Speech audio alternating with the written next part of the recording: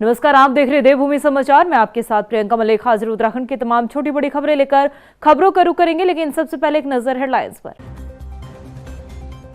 चारधाम यात्रा की व्यवस्थाओं को किया जा रहा पुख्ता, सीएम धामी बोले पहले से बेहतर होंगे इंतजाम। मुख्य सचिव ने भी अधिकारियों को दिए जरूरी निर्देश। धामी कैबिनेट विस्तार को लेकर बड़ा अपडेट, नहीं भरे जाएंगे सभी पद, 5 सीटों में से 3 पदों पर सौंपी जा सकती है जिम्मेदारी। दल बदल के मुद्दे पर पूर्व सीएम हरीश रावत का बयान, 2016 में कांग्रेस छोड़ बीजेपी ज्वाइन करने वालों पर साधा निशाना, कहा आज तक हो रही उन नेताओं की अनदेखी। देवप्रयाग में हुए दर्दनाक हादसे में गुमशुदा 5 लोगों की मौत, अलकनंदा नदी में गिरी थी कार, एसडीआरएफ ने मृतकों की पुष्टि। हेडलाइंस के बाद बुलेटिन में खबरें विस्तार से। उत्तराखंड में 30 अप्रैल से चारधाम यात्रा शुरू होने जा रही है। ऐसे में सीएम पुष्कर सिंह धामी ने कहा है कि इस बार चारधाम यात्रा के लिए पिछली बार से और बेहतर व्यवस्थाएं की जा रही है। सरकार की कोशिश है कि राज्य में आने वाले किसी भी श्रद्धालु को बिना दर्शन किए वापस ना जाना पड़े। सीएम पुष्कर सिंह धामी ने कहा है कि राज्य सरकार चारधाम यात्रा को और बेहतर बनाने के लिए स्टेक होल्डर्स से भी बात कर रही है। सभी के सहयोग से चारधाम यात्रा पहले से और बेहतर होगी। चारधाम यात्रा को लेकर सभी तैयारियां हमारी लगभग पूरी हो चुकी हैं और लगातार समीक्षाएं हो रही हैं। हमारा प्रयास है कि सभी जो यात्रा को संचालित करने वाले हमारे स्टेक होल्डर्स हैं, उन सभी से संवाद स्थापित करके और जहां भी यात्रा में किसी प्रकार की अगर उसको विस्तार की आवश्यकता पड़ती है या कोई और काम करना पड़ता है, तो हम वो सब काम लगातार करेंगे, लगातार संवाद बनाएंगे। आने वाले श्रद्धालुओं को, तीर्थयात्रियों को यात्रा में किसी प्रकार का कठिनाइयों का सामना न करना पड़े, उनकी सुरक्षा भी हो। और साथ ही साथ जो हमारे होटल व्यवसायी हैं, टैक्सी वाले हैं, हमारे टूर गाइड हैं, हमारे तीर्थ पुरोहित हैं, जो भी लोग यात्रा को संचालित करते हैं, उन सब का काम चलना चाहिए। और उसके निमित्त उत्तराखंड आने वाले प्रत्येक श्रद्धालु को उत्तराखंड में हम यात्रा कराएंगे। वहीं चारधाम यात्रा की तैयारियों को लेकर मुख्य सचिव आनंद बर्धन ने भी अधिकारियों के साथ बैठक की। उन्होंने अधिकारियों को चारधाम यात्रा की सभी व्यवस्थाओं को पुख्ता करने के निर्देश दिए। इसके साथ ही यात्रा से पहले सभी यात्रा मार्गों को दुरुस्त करने की भी बात कही है। वहीं बैठक के दौरान मुख्य सचिव ने उन 4 अधिकारियों से भी यात्रा व्यवस्थाओं को लेकर फीडबैक लिया है, जिनको जिम्मेदारी सौंपी गई थी। इसके साथ ही यात्रा पंजीकरण स्थलों में स्वास्थ्य जांच केंद्रों की संख्या बढ़ाए जाने के भी निर्देश दिए हैं। वहीं राज्य में उपनल कर्मचारियों को नियमित करने के लिए भी सरकार ने नए सिरे से कोशिश शुरू कर दी है। सीएम पुष्कर सिंह धामी ने कहा है कि उपनल कर्मचारियों ने राज्य के अलग अलग विभागों में महत्वपूर्ण सेवाएं दी है। ऐसे में उनके नियमितीकरण और बेहतर भविष्य के लिए सरकार लगातार प्रयास कर रही है। लंबे समय से उपनल कर्मचारी हमारे अपने नियमितीकरण के लिए और सेवाओं के लिए संघर्षरत रहे हैं, उनका बड़ा योगदान है। इसलिए अभी पिछले दिनों 3 साल सरकार के पूरे होने के उपलक्ष्य में मैंने घोषणा की थी कि उनके लिए एक ठोस नीति बनाकर उनके नियमितीकरण की प्रक्रिया को आगे बढ़ाया जाएगा, समयबद्ध तरीके से उसको पूरा किया जाएगा। हम उस दिशा में काम करेंगे। देहरादून में डॉक्टर भीमराव अंबेडकर जयंती के मौके पर सम्मान अभियान कार्यक्रम का आयोजन किया गया, जिसमें सीएम पुष्कर सिंह धामी शामिल हुए। मुख्यमंत्री ने बाबा साहब डॉक्टर भीमराव अंबेडकर को नमन करते हुए कहा है कि बाबा साहब की 135वीं जयंती के मौके पर सम्मान अभियान राष्ट्र के प्रति उनके योगदान को याद करना और उनके विचारों को फिर से दोहराने में मददगार साबित होगा। सीएम पुष्कर सिंह धामी ने कहा है कि बाबा साहेब ने अपने विचारों, ज्ञान और धैर्य से देश को नई दिशा प्रदान की है। तमाम प्रकार की चुनौतियों का उन्होंने सामना किया और देश को सामाजिक समरसता और एकता का मंत्र देने का काम बाबा साहब ने किया। और बाबा साहब के सपनों को साकार रूप देने का काम आज देश के प्रधानमंत्री आदरणीय मोदी जी कर रहे हैं और लगातार उन सभी सपनों को साकार कर रहे हैं जो बाबा साहब के सपनों में थे। और लगातार देश उसी दिशा में आगे बढ़ रहा है, सामाजिक समरसता की ओर। उत्तराखंड में तो बाबा साहब ने जो संविधान बनाते समय संविधान के अनुच्छेद 44 में समान नागरिक संहिता इसका प्रावधान किया था, वो देवभूमि उत्तराखंड में उसकी शुरुआत हुई। धामी कैबिनेट में खाली पड़ी 5 कुर्सियों को भरा जाना है, लेकिन अभी तक कोई सुगबुगाहट दिखाई नहीं दे रही है। हालांकि सूत्रों के हवाले से खबर के मुताबिक धामी मंत्रिमंडल में 5 जो खाली पद पड़े हुए हैं, उनमें से सिर्फ 3 सीटों पर ही जिम्मेदारी सौंपी जानी है। बाकी 2 कुर्सियों को फिलहाल खाली ही रखा जाएगा। आखिर कौन से वो जो नाम है जो कैबिनेट विस्तार के लिए और कैबिनेट की रेस में सबसे आगे चल रहे हैं, आइए आपको इस रिपोर्ट में दिखाते हैं। धामी कैबिनेट विस्तार का इंतजार, सूत्रों के हवाले से खबर, नहीं भरे जाएंगे सभी पद। 5 में से 3 सीटें भरी जाएंगी, 2 पद रहेंगे खाली। उत्तराखंड में धामी कैबिनेट का विस्तार होना है। लंबे समय से इसका इंतजार बरकरार है। पहले जहां धामी मंत्रिमंडल में 4 पद खाली थे, तो वहीं हाल ही में प्रेमचंद अग्रवाल के इस्तीफे के बाद एक और कुर्सी खाली होते ही कैबिनेट में 5 पद खाली हो गए। उम्मीद है कि 5 सीटों को भरा जाए, लेकिन सूत्रों के हवाले से जो खबर सामने आ रही है, उसके मुताबिक धामी कैबिनेट में 5 सीटों में से सिर्फ 3 सीटों को ही भरा जाएगा। बाकी 2 कुर्सियां खाली रहने वाली हैं। हालांकि विधायक टकटकी लगाए बैठे हैं। मंत्री पद की चाह रखने वाले विधायक अपना सपना पूरा होते देखना चाहते हैं। ऐसा है, वैसे तो माननीय मुख्यमंत्री जी का विशेष अधिकार है, लेकिन मंत्रिमंडल जल्द ही अपने स्वरूप में आएगा, क्योंकि ऑलरेडी हमारे पास जो है 4-5 सीट्स हैं जिनको भरा जाना है, और समय भी अब जो है बहुत ज़्यादा नहीं रहा है। बहुत सारे ऐसे कार्य होते हैं तो पर्टिकुलर प्रोटोकॉल मिलता है तो कार्य में हमारी गति मिलती है। तो विकास कार्य अच्छे से हो और प्रदेश उसमें प्रगति करे, तरक्की करे, उसके लिए बहुत ज़रूरी है कि मंत्रिमंडल बने और समय से बने। धामी कैबिनेट में किसे जगह मिलेगी, फिलहाल उन चेहरों पर मुहर तो नहीं लगी। हालांकि सियासी गलियारों में कुछ नाम जरूर घूम रहे हैं। दरअसल धामी कैबिनेट में जातीय समीकरण साधना चुनौती है। गढ़वाल से किसी ताकतवर विधायक को कैबिनेट में लाया जा सकता है। कैबिनेट में पुराने और नए चेहरे का समन्वय बनाने की कोशिश हो सकती है। चर्चाओं में जो नाम चल रहे हैं, उसके मुताबिक मुन्ना सिंह चौहान, विनोद चमोली, खजान दास, मदन कौशिक, आशा नौटियाल, बिशन सिंह चौफाल। कोशिश होगी कि हर जिले से एक विधायक मंत्रिमंडल में शामिल किया जा सके। अब क्योंकि आगे 2027 चुनाव में भी बीजेपी को जाना है, ऐसे में इस बात से भी इनकार नहीं किया जा सकता कि धामी कैबिनेट का विस्तार 27 को टारगेट करते हुए किया जाएगा, ताकि बीजेपी जातीय और क्षेत्रीय समीकरण को साधते हुए आगे बढ़ सके और 27 में पार्टी को इसका फायदा मिल सके। लेकिन देखना होगा कि धामी कैबिनेट विस्तार के लिए आखिर और कितना इंतजार करना पड़ता है। उत्तराखंड कांग्रेस के प्रदेश अध्यक्ष करण महारा ने अपने 3 साल का कार्यकाल पूरा होने पर अपना अनुभव साझा किया। 10 अप्रैल 2022 को उन्हें प्रदेश अध्यक्ष की जिम्मेदारी सौंपी गई थी, जिसको लेकर करण महारा ने कहा है कि इस कार्यकाल के दौरान कुछ चीजें उन्हें सीखने को मिली है और कई उपलब्धियां भी हासिल की है।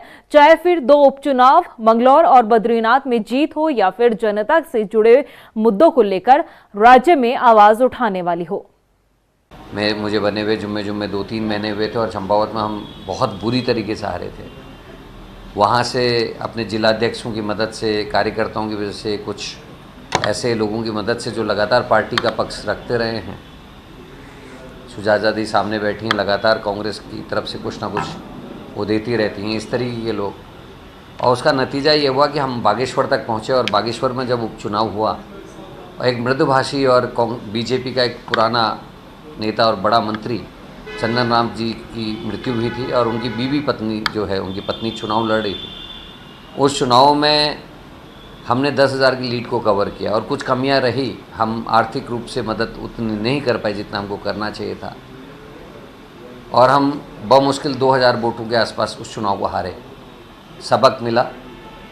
उसके बाद पार्टी के कार्यकर्ताओं की मेहनत और हिम्मत से हरिद्वार से केदारनाथ तक की यात्रा की, जब बुराड़ी में केदारनाथ मंदिर बनाना और QR कोड के माध्यम से लूट हो रही थी, उसमें हम जीते और बुराड़ी का मंदिर रुका और QR कोड इत्यादि जो समस्याएं थी उनका निदान हुआ। बीजेपी नेता द्वारा दिए गए कांग्रेस के 10 विधायकों के दल बदल वाले बयान ने पार्टी की नींद उड़ा दी है। हालांकि उत्तराखंड की राजनीति में कई उतार चढ़ाव देखने को मिलते हैं, लेकिन साल 2016 में आया सियासी तूफान को कांग्रेस अब तक भुला नहीं पाया है। हरीश रावत सरकार के समय पर पार्टी छोड़कर बीजेपी में कई नेता शामिल हुए थे, जिसका घाव आज तक नहीं भरा है। ये रिपोर्ट देखिए। उत्तराखंड में कांग्रेस पार्टी का हाल किसी से छिपा नहीं है। कभी दल बदल तो कभी अपने नेता पर ही सवाल खड़े करना तो कभी अंतर्कलह का शिकार होना। कांग्रेस पार्टी धीरे धीरे अपने नेताओं का साथ खोती जा रही है, जो कि एक सोचनीय विषय है।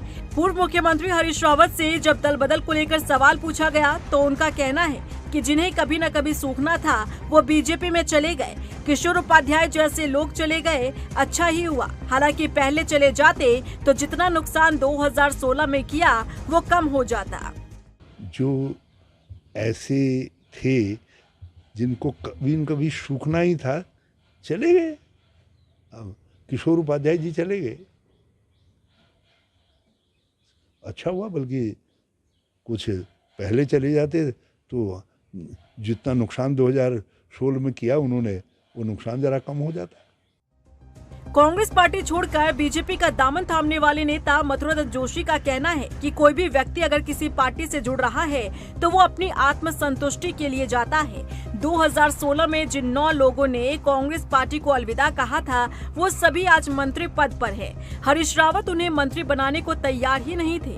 2016 में जिन 9 लोगों ने कांग्रेस को छोड़ा था और भारतीय जनता पार्टी में सम्मिलित हुए थे, उनमें से तो हर एक मंत्री है, कौन नहीं है। विधायक भी बने हैं, मंत्री भी बने हैं। कांग्रेस में रह के उनको क्या मिला था? हरीश रावत जी तो उनको मंत्री बनाने को तैयार नहीं थे। उत्तराखंड में आजकल दल बदल को लेकर सियासत गर्मा गई है। दल बदल वाले नेता आजकल खुलकर एक दूसरे के खिलाफ बयानबाजी कर रहे हैं, एक दूसरे को नीचा दिखाने में लगे हैं। ऐसे में देखना होगा कि आगे आने वाले चुनाव में आखिर कितने और नेता दल बदल करते हैं और अपनी राजनीति चमकाने का काम करते हैं। उधर कांग्रेस मुख्यालय में कांग्रेस के वरिष्ठ प्रदेश उपाध्यक्ष सूर्यकांत धस्माना ने बढ़ती महंगाई को लेकर सरकार को जमकर घेरने का काम किया। उन्होंने कहा कि अंतर्राष्ट्रीय बाजार में कच्चे तेल की कीमतों में गिरावट आने के बावजूद देश में आम जनता को कोई भी राहत नहीं दी जा रही है। ऐसे में कांग्रेस 13 अप्रैल को प्रदर्शन करेगा। इसके साथ ही 14 अप्रैल को संविधान बचाओ सौहार्द बढ़ाओ कार्यक्रम आयोजित किया जाएगा। देखिए, पूरे प्रदेश में और पूरे देश में जिस प्रकार से महंगाई बढ़ी है, लगातार राज्य की सरकार और केंद्र की सरकार एक के बाद एक प्रहार महंगाई के मामले में जनता के ऊपर कर रही है। प्रदेश सरकार ने बिजली की कीमतें बढ़ा दी, पिछले दिनों रोडवेज की किराया बढ़ाया था, उससे पहले अस्पतालों में जो फीस है वो बढ़ाई थी। तो राज्य में राज्य की सरकार और केंद्र की सरकार जिस तरह से रसोई गैस की कीमत बढ़ाई गई, 50 रुपये गैस का सिलेंडर रसोई गैस का, और इसी प्रकार से पेट्रोल डीजल की कीमतों में राहत देनी चाहिए थी। कच्चे तेल की अंतर्राष्ट्रीय कीमतें लगातार गिर रही हैं। सरकार ने बजाय जनता को राहत देने के 2 रुपये एक्साइज पेट्रोल में, 2 रुपये एक्साइज डीजल में बढ़ा दिया। उधर मंगलौर पहुंचे उत्तराखंड वक्फ बोर्ड के अध्यक्ष शादाब शम्स ने वक्फ बोर्ड में हुए संशोधन पर बड़ा बयान दिया है। उन्होंने कहा है कि इस बिल से मुसलमानों को डरने की जरूरत नहीं है, क्योंकि कानून उनकी भलाई के लाया गया है। उन्होंने कहा है कि कुछ चुनिंदा लोग हैं जो इस कानून का विरोध कर रहे हैं, जबकि गरीब तबके के मुसलमानों ने इसका स्वागत किया है। ये जो वक्फ अमेंडमेंट एक्ट आया है, जिसको हमने उम्मीद का नाम दिया है, मैं बड़ी जिम्मेदारी से इस बात को कह सकता हूं, जिनके पास जिन्होंने वक्फ को लूटा है, जिन्होंने सदके ज़कात खैरात के माल को खाया है, अब उनसे वापस लिया जाएगा। ये गरीबों का हक है और गरीबों का, मजलूमों का हक उनको मोदी सरकार वापस देने जा रही है वक्फ बोर्ड के माध्यम से। वहीं शनिवार सुबह ऋषिकेश के पास देवप्रयाग में हुए दर्दनाक हादसे में गुमशुदा हुए 5 लोगों की भी मौत की खबर सामने आई है। एसडीआरएफ ने मृतकों की पुष्टि की है। पुलिस के मुताबिक सभी मृतक एक ही परिवार के सदस्य थे, जबकि हादसे में सुरक्षित बची महिला अस्पताल में भर्ती है। आपको बता दें कि शनिवार सुबह एक कार अनियंत्रित होकर अलकनंदा नदी में जा गिरी थी। कार में 6 लोग सवार थे। वहीं हल्द्वानी में हनुमान जन्मोत्सव बड़े ही धूमधाम के साथ मनाया गया। आपको बता दें कि काठगोदाम स्थित हनुमानगढ़ी में 281 किलो के लड्डू का प्रसाद बजरंग बली हनुमान जी को चढ़ाया गया। इस दौरान हजारों की संख्या में भक्त पहुंचे। इन्होंने हनुमानगढ़ी में भगवान हनुमान जी के दर्शन किए और इस दौरान आयोजकों ने बताया कि हर साल बड़ी ही धूमधाम से हनुमान जयंती पर आयोजन किया जाता है। विशाल भंडारा और पूजन अर्चना यहाँ पर की जाती है, जिसमें बड़ी संख्या में लोग यहाँ पर आते हैं। प्राचीन हनुमान मंदिर काठगोदाम हनुमानगढ़ी, इसमें हर वर्ष की भांति शोभा यात्रा निकली है और भंडारे का आयोजन है। हनुमान जन्मोत्सव के उपलक्ष्य में सभी क्षेत्र की जनता पूरे दिल से, पूरी श्रद्धा से हनुमान जी के को मानती है। इसी का ये समक्ष सब लोग गवाह हैं, सब लोग साक्षी हैं, सब लोग हनुमान जयंती के उसमें आते हैं। वहीं सितारगंज के कौंदा अशरफ गांव में विदेशी शराब की दुकान खोले जाने पर ग्रामीणों ने हंगामा किया। इसके साथ ही एसडीएम को उनसे मुलाकात कर ज्ञापन सौंपा है और शराब की दुकान को बंद करने की मांग की है। ग्रामीणों ने बताया कि जिस जगह पर शराब की दुकान खोलने जाने का प्रस्ताव रखा गया है, वहीं 100 मीटर की दूरी पर गुरुद्वारा साहिब और स्कूल है। ऐसे में इसका अक्सर देखने को यही मिलेगा कि लोगों पर इसका असर जो है वो बुरा पड़ सकता है। ये ठेका जो खोला पिछले साल से विरोध कर रहे हैं, जबरदस्ती ठेका खोल रखा है इन लोगों ने और बार बार कहने गुरुद्वारा पास में या स्कूल पास में है तो ठेका नहीं खोलना चाहिए यहाँ पे। इसकी आड़ में एक दूसरा ठेका भी देसी शराब का ठेका खोल लिया है, वो तो खुलने नहीं देंगे, इसको भी बंद करवाना है। नहीं करेंगे तो वैसे उसका विरोध तो है ही, हमारा पूरे गाँव का विरोध है इसमें। हाँ जी, इस बात का बहुत प्रभाव पड़ रहा है हमारे गांव पे। पहले यहाँ पे ठेका नहीं था, एक भी नहीं था, अब 2-2 ठेके खोलने के लिए उम्मीदें यहाँ जा रही हैं। एक तो खुल चुका है बहुत टाइम से, यहाँ पे भी बहुत रोका जा रहा है, फायरिंग हो रही है। जैसे भी हो रहा है कि संगत पे प्रभाव पड़ रहा है, सो इसलिए इन्होंने अपना प्रदर्शन कर रहे हैं कि इनको बंद किया जाए। एक और खुल रहा है, ये तो चलो खुला है, एक और खुल रहा है। कितनी गलत बात है कि यहाँ पे जो बंदे शुद्ध जीवन जीते हैं उनको नशे में लाया जा रहा है। लोहाघाट में प्रदूषित हो चुकी लोहावती नदी पेयजल और स्वास्थ्य जैसी समस्याओं का समाधान नहीं होने पर स्थानीय लोगों में काफी नाराजगी है।